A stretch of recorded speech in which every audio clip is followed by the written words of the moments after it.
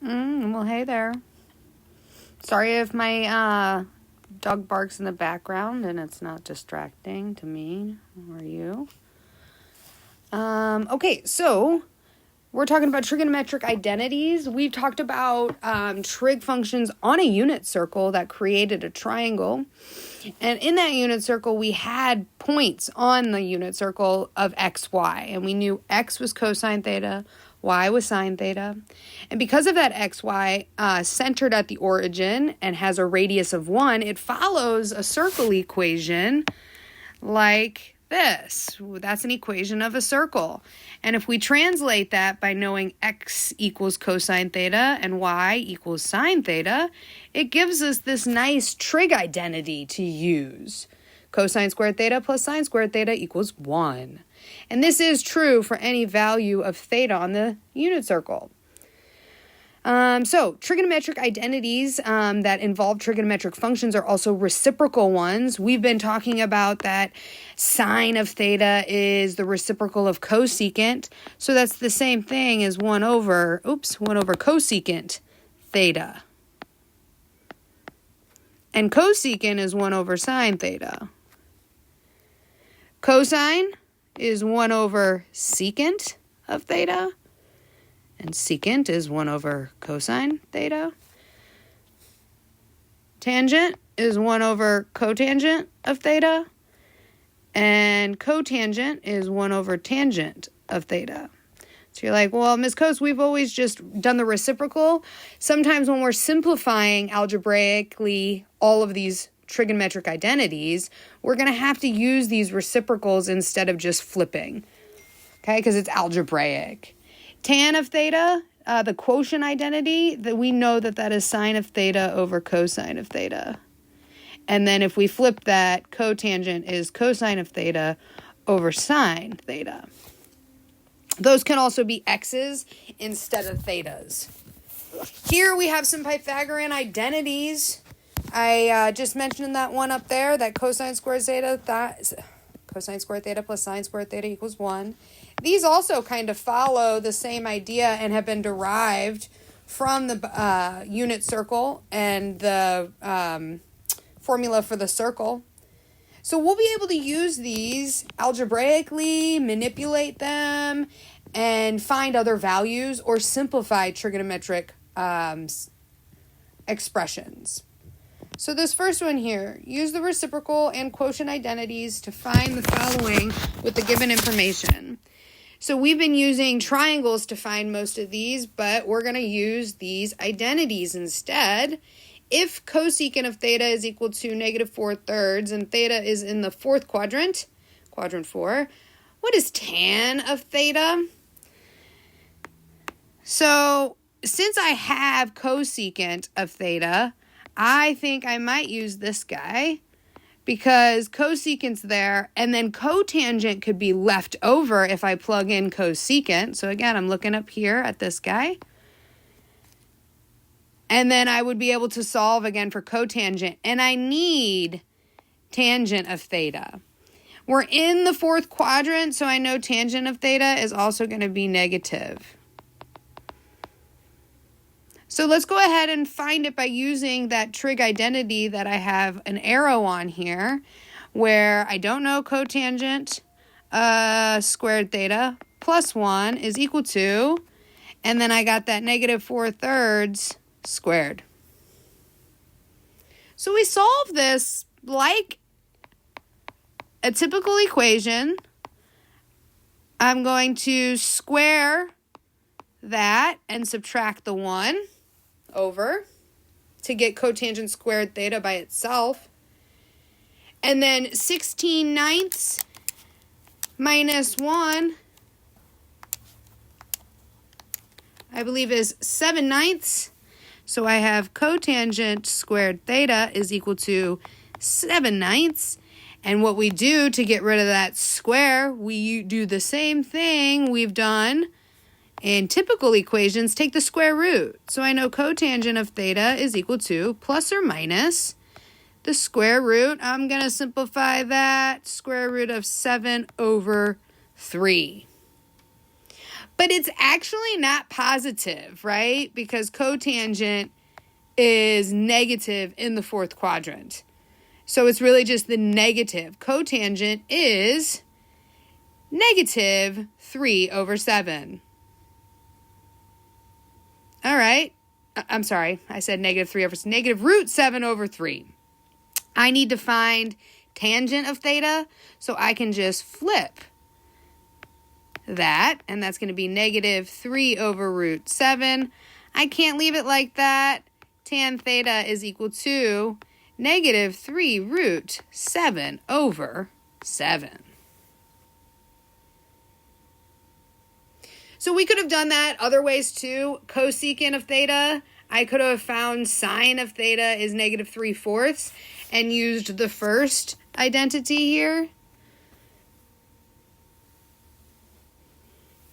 So the next one says, if tan of theta is negative 8 and sine of theta is greater than 0, what is cosine of theta? So here we have tan, so tan of theta is going to be probably using this guy here.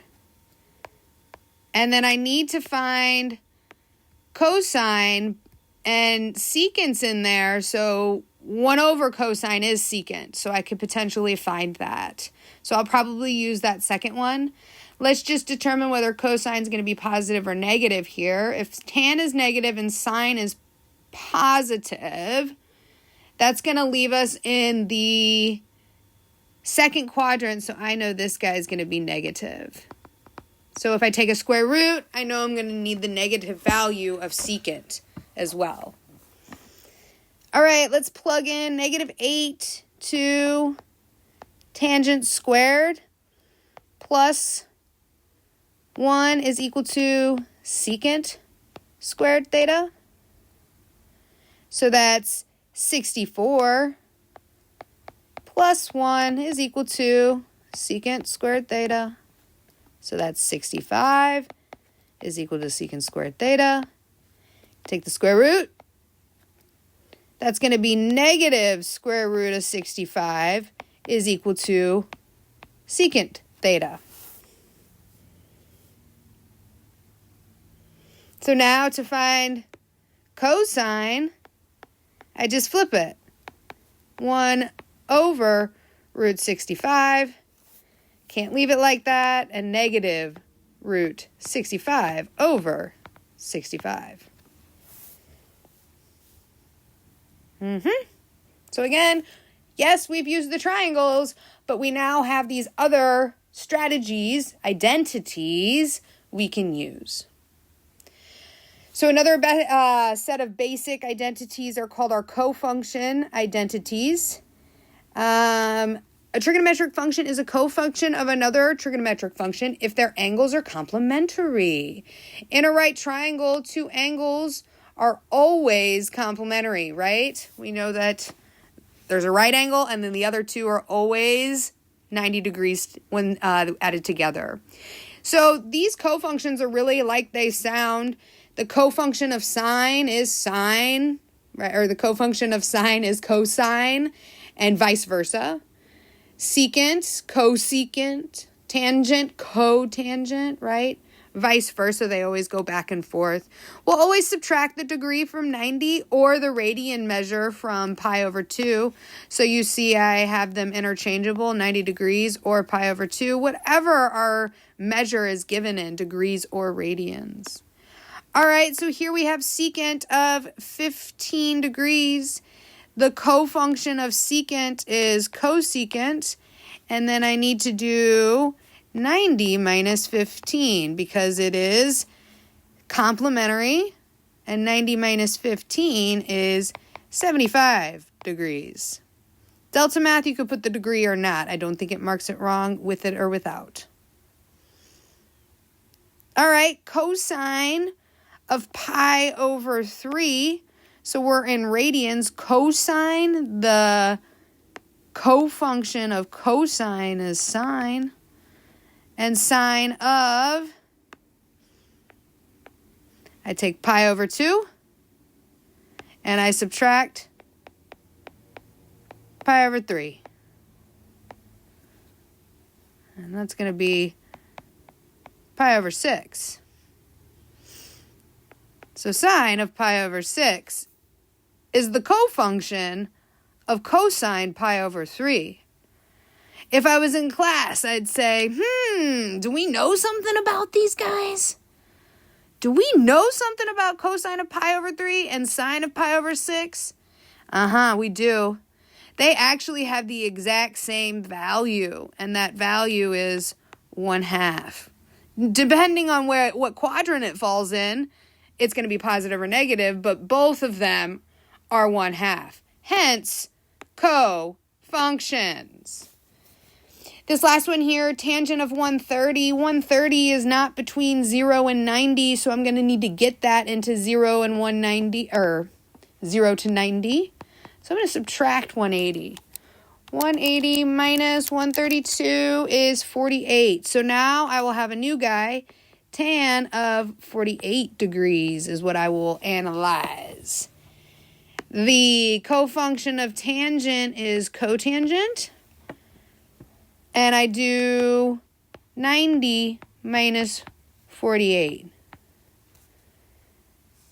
And 90 minus 48, I believe, is 42.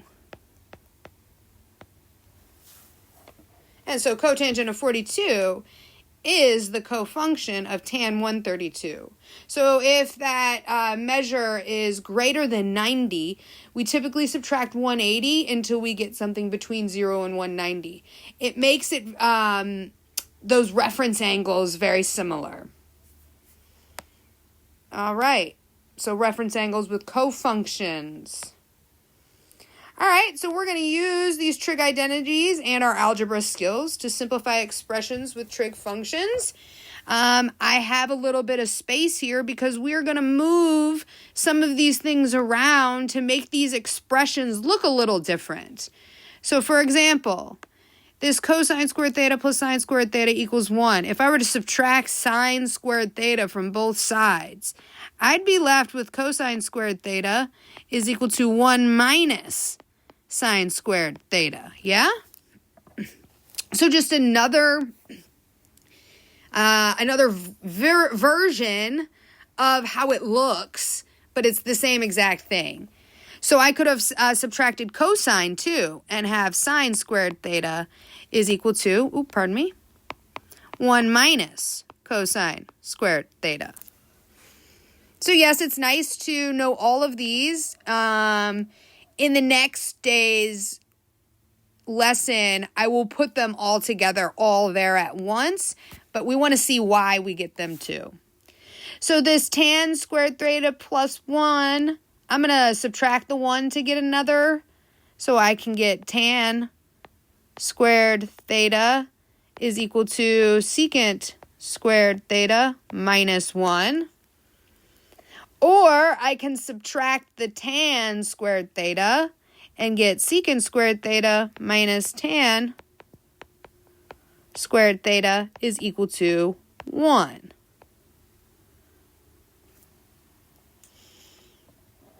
Okay, it could be 1 is equal to secant squared theta minus tan squared theta, same thing. All right, this last one is very similar to this tan squared theta one. Cotangent squared theta is equal to cosecant squared theta minus 1. Or subtracting the cotangent, I can have cosecant squared theta minus cotangent squared theta is equal to 1.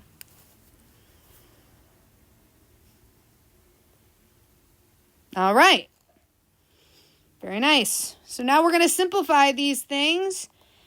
Simplify some expressions by using the reciprocal identities and these Pythagorean identities to make sure that we have no denominator and we want one single trig function. So we got tan squared theta over sine squared theta. How do I simplify this? Well, I know that I can make both of these something, or I know tangent specifically is sine squared theta over cosine squared theta. Because it's tan squared theta, we over, and then we have this sine squared theta pretty much over 1. And then we're going to something that we did last lesson, where we copy the first guy,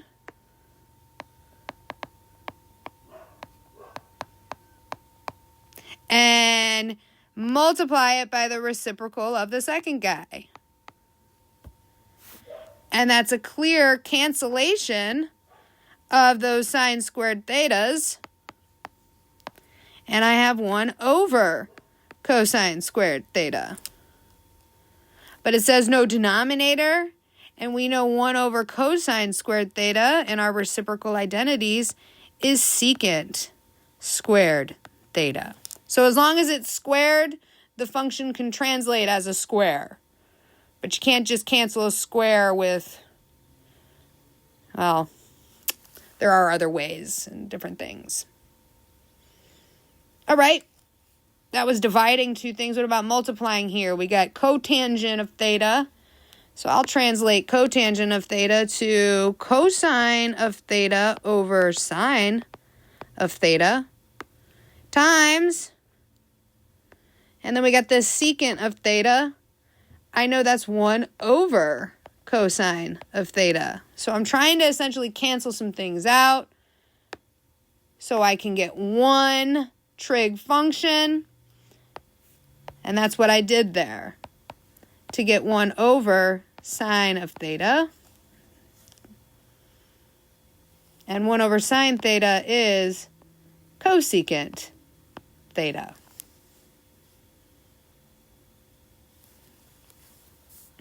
All right.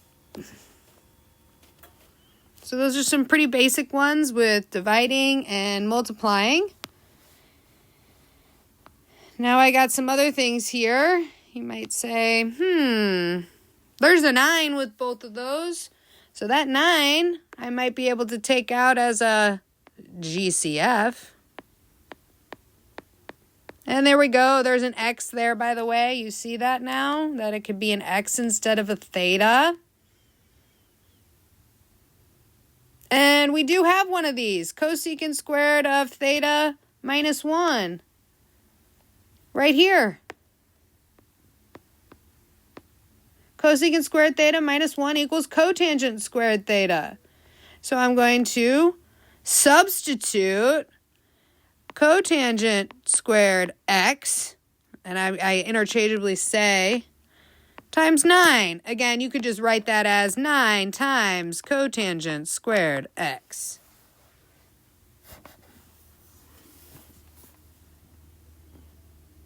Not so bad. So again, using our factoring and now our trig identities.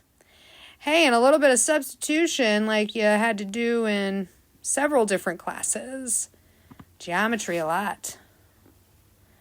All right, we got cosecant squared x minus cotangent squared x all over sine squared x. You say, oh, Miss Coates, I see that up there. I see cosecant squared x minus cotangent squared x right here. It equals 1. So this whole expression right here equals 1. 1 over sine squared theta. And we've already done a sine, 1 over sine. 1 over sine squared theta is the same thing. We don't need that fraction. Cosecant squared x. And I keep saying theta, but it's an x, and I apologize. All right. And no, we're not going to translate that into, cotangent plus 1, because it's just taking us out of being one single trig function. All right. All right, got sine squared theta minus 1, cosecant squared theta cosecant squared x minus 1. So I'm going to look back up at here. You guys have them right there. I have a cosecant squared minus 1 equals cotangent. But I don't have a sine squared x minus 1. But I do have a 1 minus sine squared of x. So we did something like that last time. where we could potentially take out a -1 here. And then this becomes +1 minus sine squared x. And then in this same step, I'm going to translate this guy to cotangent, right? So if I'm going to zoom out here, that is cotangent. Cosecant squared x minus 1 is cotangent squared x. And now that we have something that we see up top, this is cosine squared x. So we'll have negative cosine squared x over cotangent squared x. All right, let's do some simplifying here. We know cotangent can be broken down into cosine comma sine, or cosine comma, not comma, cosine over sine. So again, that's pretty much copy, multiply by the reciprocal. I could put this over 1.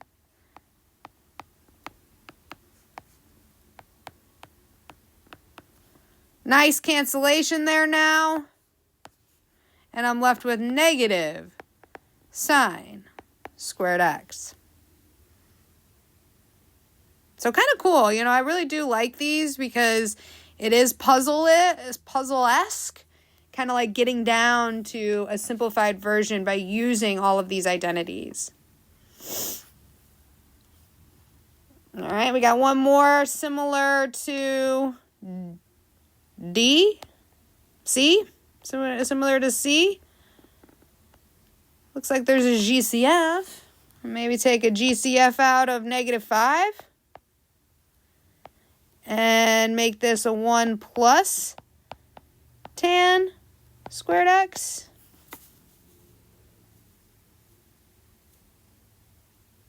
Yeah, and 1 plus tan squared x is secant squared x. Up top, it says tan squared x, or theta plus 1, right? Talking about this guy right here. Oops, this guy right here.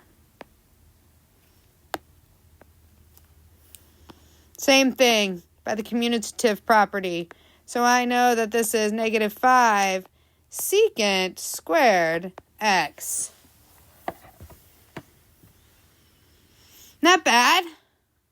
Again, working algebraically, I'm glad we did an algebra review first time so we can kind of get, you know, into the groove of moving things around, changing things to fractions, and then properly doing those operations.